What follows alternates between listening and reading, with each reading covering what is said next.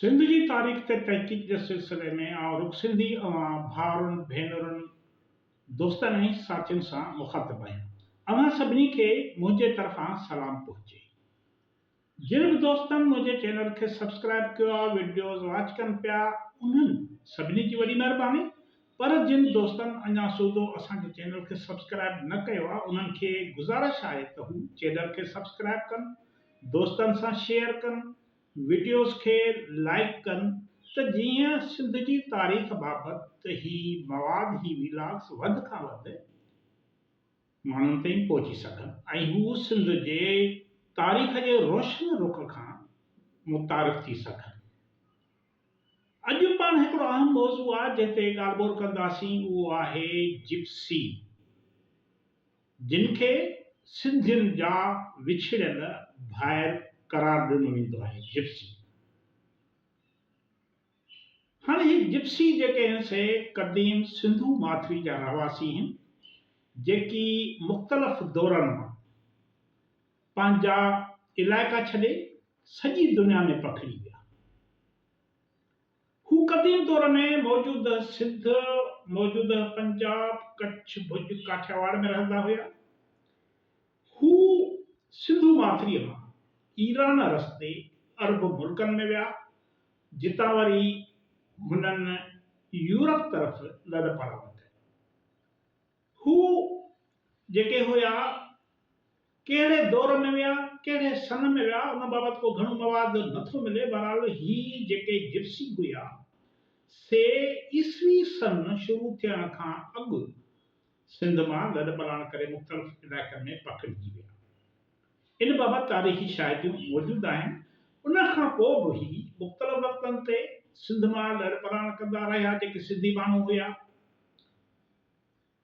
अरबनि जे हमले वक़्तु, इन खां अॻु ईराननि जेके सिंध ते हमला कया, यूनानियुनि हमला कया, त मन मुख़्तलिफ़ दौरनि में सिंधी माण्हू जेकी परॾेह हलिया विया, उते वञी रहाइश इख्तियार कई, या हुननि मुख़्तलिफ़ मुल्कनि में वञी पनाह हासिल कई या वापार कयो, कहिड़े बि तरीक़े सां हुननि उते रहाइश इख्तियार कई, उहे सभु सिंध जा रहवासी हुया। हाणे इहो असीं नथा चऊं, पर इहो दुनिया जा मुहक़िक़ ॿुधाइनि था। हाणे इहे जिप्सी जेके हुया सिंधू माथरी मां ईरान रस्ते अरब मुल्कनि में विया, जिते जिते बि हिननि रहाइश इख्तियार कई, उते पंहिंजी ॿोली ऐं सक़ाफ़त जी छाप छॾी। पंहिंजे सफ़र दौरान जिन मुल्कनि में संदनि मुख़्तसिर तइदाद बि रहिजी वियो, उते बि हिननि पंहिंजी सुञाणप बरक़रार रखी। अॼु बि हिननि जी ॿोलीअ ते पंहिंजे माउ ॿोली यानी सिंधीअ जो असरु मौजूदु आहे। हू अॼु बि सदियूं गुज़रण बावजूदु पंहिंजे ॿोलीअ खे विसारे न सघिया आहिनि। जिप्सी लोकनि में अॼु बि न फ़क़ति केतिरियूं रस्मूं साॻियूं आहिनि, पर ॿोलीअ जा घणा लफ़्ज़ साॻिया आहिनि। इहे यूरोप जे मुख़्तलिफ़ मुल्कनि में रहनि था, पर हुननि वटि छुरी, असां वटि छुरी कपण लाइ, वढण लाइ जेका इस्तेमालु थींदी आहे, उन छुरीअ खे हू बि छुरी था चवनि। वारनि खे बाल था चवनि, कन खे कन था चवनि, नक खे नक था चवनि, कारे रंग खे कारो था चवनि, वॾे खे वॾो था चवनि, थांव जेको आहे बर्तन, उनखे हू थांव था कोठनि, मांस जेको माण्हूअ जो मांस आहे, उनखे हू मांस था कोठनि। अहिड़े नमूने पाणीअ खे पानी था कोठनि, पोड़े खे बुढ़ो था चवनि। हाणे माना इहे काफ़ी अहिड़ा लफ़्ज़ आहिनि। जीअं चोरी जेको लफ़्ज़ आहे, उहो अॼु बि जिप्सी जेको चोरी कंदो आहे उनखे चोर चवंदा आहिनि, चोरी। राति खे राति था चवनि, रुत माना मौसम, उनखे रुत था चवनि। तूं, यू, उनखे हू तूं था चवनि। सचो जेको आहे, सच ॻाल्हाईंदड़, उनखे हू सचो था चवनि। हाणे अहिड़ा काफ़ी लफ़्ज़ आहिनि जेकी संदनि ॿोलीअ में मौजूदु आहिनि ऐं हुननि पंहिंजे ॿोली सिंधी जी सुञाणप बरक़रार रखी आहे। पर हाणे जिन इलाइक़नि में रहिया आहिनि, उन्हनि जे ॿोलियुनि जो असरु थींदो, सदियूं गुज़री वयूं आहिनि। हाणे दुनिया जे धार मुल्कनि में रहंदे बि जिप्सियुनि जी मादरी ज़बान हिकिड़ी आहे, जंहिंखे रूमा या रूमानी ॿोली कोठे वेंदो आहे। दुनिया जे माण्हुनि, दुनिया जे मुहक़िक़नि, ॿोलीदाननि हुननि जे ॿोलीअ खे इहो नालो ॾिनो आहे रूमा। हाणे जिप्सियुनि जी इन ॿोलीअ में केतिरा सिंधी लफ़्ज़ मौजूद आहिनि, साॻिया लफ़्ज़ ॻाल्हाया था वञनि। सिंधी जेका रूमा ॿोली आहे उन में हिकु जहिड़ा ई आहे। इन हवाले सां गुल मोहम्मद उमराणी पंहिंजे मक़ालो आहे सिंटी या सिंधी जिप्सी केरु आहे, उनमें हुन निहायत काराइतो ऐं दिलचस्प हवालो ॾिनो आहे त ही रूमानी ॿोली दुनिया जे पंजनि ई खंडनि ॻाल्हाई वञे थी, माना सॼी दुनिया में ॻाल्हाई वञे थी, जेका सिंधी ॿोलीअ जी धीउ आहे। माना गुल मोहम्मद उमराणी हुनखे सिंधी ॿोलीअ जी धीउ थो करार ॾिए, छाजे करे जो उहा सिंधी ॿोली आहे जेका जंहिंजी शिकिल तब्दील थी चुकी आहे, बिगड़ी वई आहे मुख़्तलिफ़ ॿोलियुनि जे असरनि जे करे। हाणे हे जेके जिप्सी आहिनि उहे यूरोप जे किन हिसनि में पाण खे ज़ंगली, त किथे वरी रूसी सॾाइनि था, त वरी घणो हिन जो तइदाद पाण खे सिंती सॾाईंदो आहे, सिंधी। हाणे सिंती लफ़्ज़ बज़ार आहे त हू सिंधी आहिनि। लिसानियात जे माहिरनि इन लफ़्ज़ जो रिश्तो, सिंती लफ़्ज़ जो रिश्तो सिंधीअ सां जोड़ियो आहे। मशहूरु यूनानी तारीख़दान आहे, हुन ॼाणायो आहे त सिंधी नाले हिकिड़ी हिंदी क़ौम कारे समुंड जे वेझो रहंदी हुई। इहो ज़मानो ईसवी सन खां 600 वरे अॻु जो आहे, माना ईसवी सन अञा शुरू ई न थियो हो त कारे समुंड जे वेझो उते सिंध रहाइश अख्तियार कई। हाणे इहे पाण जेको बि ॻाल्हि कयूं था सबूतनि सां आहे, इन बाबति सबूत मौजूद आहिनि। जंहिं दोस्त खे को शक शुबो हुजे या का ड्राड़ मटाक सम्झे वो वञे गूगल ते, ए जेके मुख़्तलिफ़ जेके टूल्स आहिनि, सर्च इंजनियूं आहिनि, उन्हनि ते वञी ॾिसे जाचे त सिंधी केरु आहिनि दुनिया में। त ही यूनानी वक़्त चवे त ही ईसवी सन खां 600 वरे अॻु कारे समुंड जे वेझो रहंदा हुआ। माना ही 600 वरे त हू थो ॿुधाए, पर हुन खां अॻु हुया। हाणे चमन लाल आहे, हिकु लेखक आहे, मुहक़िक़ आहे, उहो थो लिखे त पंजाब जी हिकु एराज़ी, माना मौजूदा पंजाब जी, उहो जेको सिंध हुई, क़दीम सिंध हुई, उनजी हिकु एराज़ी में चंदुर नाले हिकु पुठिते पियल बिरादरी रहंदी हुई, जेका सिंधुई जो हिकु जुज़ो आहे, सिंधुई, जंहिंजी ॿोली सिंधीअ सां वास्तो रखंदड़ आहे। इहा ई क़ौम हुन जे चवण मुताबिक़ ईरान जे अंदरियुनि एराज़ियुनि ताईं ॾिसिजे थी, छाजे करे जो इहे जिप्सी जेके सिंधी हुया ईरान रस्ते मुख़्तलिफ़ इलाइक़नि में हुया, इन करे ईरान में बि हुननि जो वजूद मौजूदु आहे। हाणे ईरान जो मशहूरु शाइर आहे फिरदौसी, हुनजो शाहनामो किताबु आहे, उन में इहो थो लिखे त ईरान जे शाह बहराम गोर, ही तव्हां गौर सां ॿुधिजो, बहराम गोर जी ॻाल्हि आहे, ऐं शाह नामे में लिखियलु आहे। हाणे ईरान जो जेको मशहूरु शाइर आहे फिरदौसी, शाहनामे में लिखे थो त ईरान जे शाह बहराम गोर उत्तर हिंदुस्तान जे उन वक़्त जे राजा शुंगल खे अर्ज़ु कयो त ईरान जे क़ौमी जलसे में, क़ौमी ॾिण या तक़रीब जेका हुई, उन में हिसो वठण लाइ 20,000 ॻाइणा मोकिलिया। इन ई ते राजा मशहूरु ॻाइणा ईरान मोकिले ॾिना। इन्हनि ॻाइणनि जे राग ईरान जे बादशाह खे अहिड़ो त मोहे छॾियो जो खेनि ईरान में हुन रहण लाइ मुफ़्त में ज़मीन ॾिनी, ढगा ॾिना, अनाज ॾिनो। पर हाणे सुनो, इहे जेके हितां माण्हू हुया, इहे खाधा बदोश क़िस्म जा हुआ, ॻाइणा हुया, राग ॻाईंदा, डांसूं कंदा, नचंदा, हिकु हंधि राइश इख्तियार न कंदा। इन करे हाणे ही जेके ईरान विया उहे ॿनी ॿारो त कंदा ई कोन। हाणे हुननि खे जॾहिं मुफ़्त में ज़मीन, ढगा, अनाज मिलियो त तव्हां फ़सुलु कयो, हुननि जो फ़सुलनि लाइ छा? इन करे हू उतां मिस्र ॾांहुं हलिया विया, जितां बाद में यूरोप में पखिड़िजी विया। जिप्सी क़ौम बाबति हिकु ॾंद कथा आहे त इहे हिंद सिंध में रहंदा हुआ ऐं सिकंदर आज़म खे पाण सां वठी वियो हो। जॾहिं सिकंदर आज़म सिंध ते हमलो कयो हो, उन वक़्तु हू हितां वठी वियो हो, जेकी ईरान में ई रहिया, पोइ हिकु हंधि थानी काठी न वेठा ऐं खाना बदोश रहिया। माना सिकंदर आज़म जे हमले वक़्तु ही माण्हू हितां विया।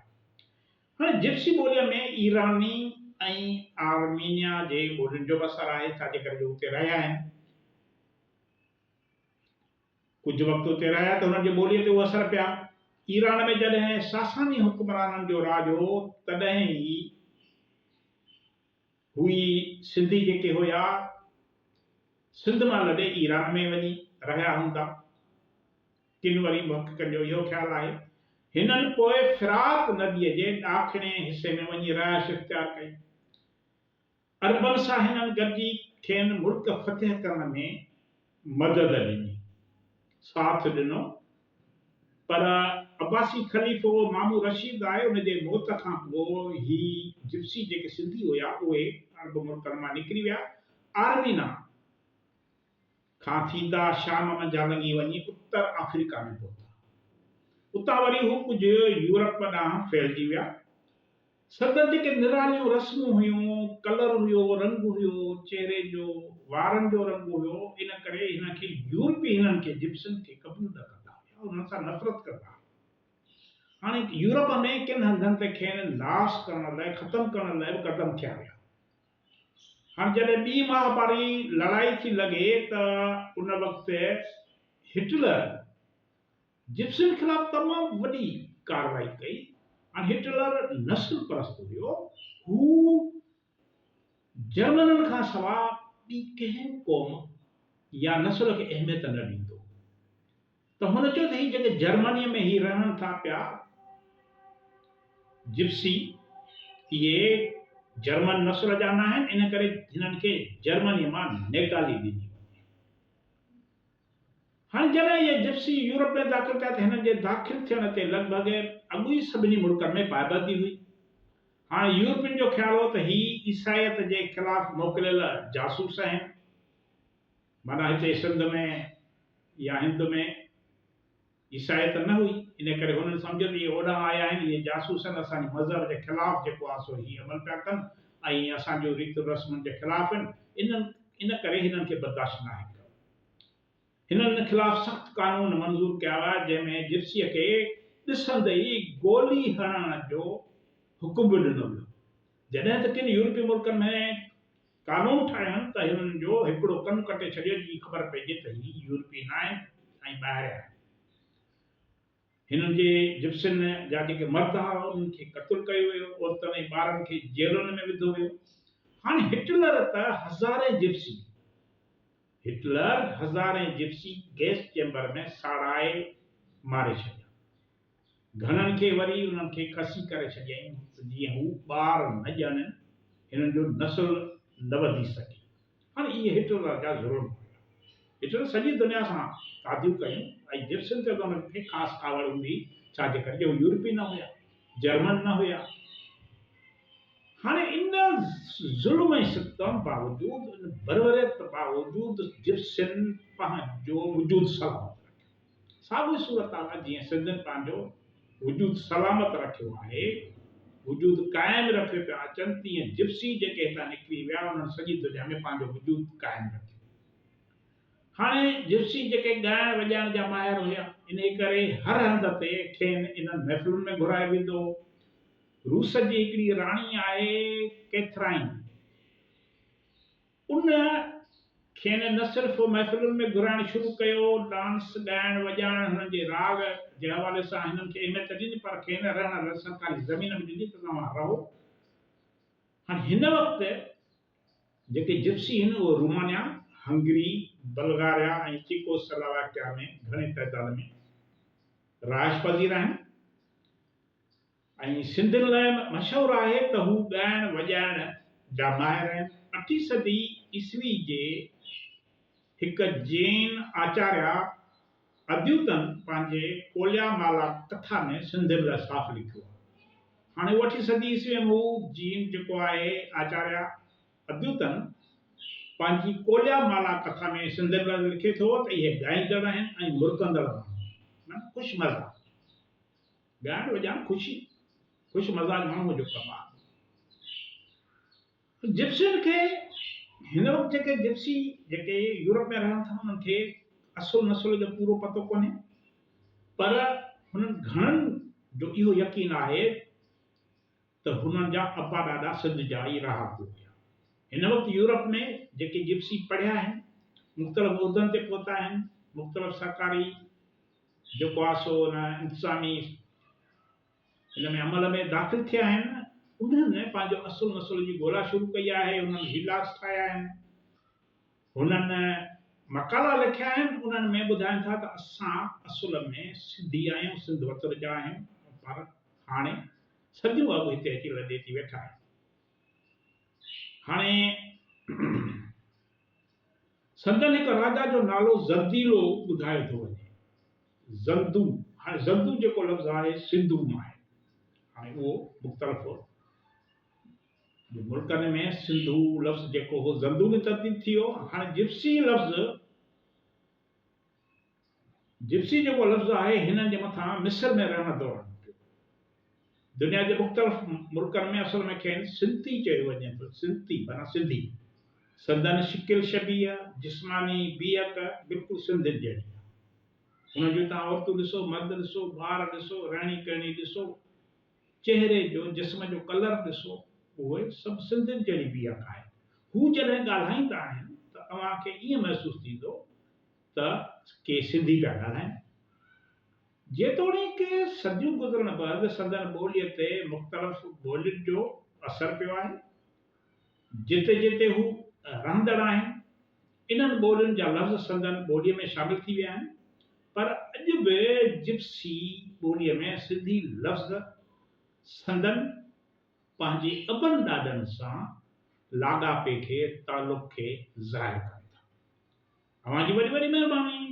ईंदड़ वीडियो ताईं इजाज़त ॾियो।